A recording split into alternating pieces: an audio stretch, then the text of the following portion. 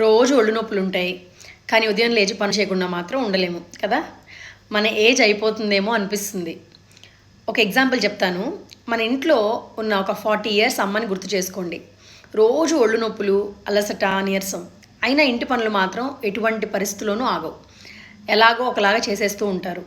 నొప్పి ఎక్కువైతే ఒక ట్యాబ్లెట్, ఇంకా తట్టుకోలేకపోతే ఒక ఇంజెక్షన్, అలా నొప్పిని మేనేజ్ చేస్తూ సంవత్సరాలు గడిపేస్తారు.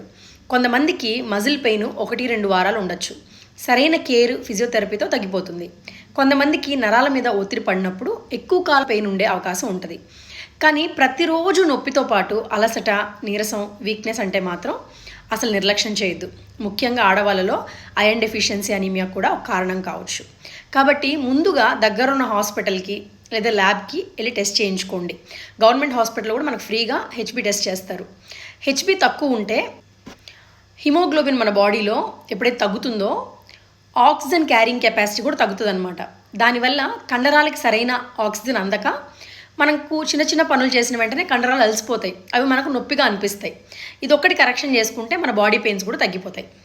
ఎవరైతే ఇలా బాధపడుతున్నారో వాళ్ళకి ఈ రీల్ షేర్ చేయండి.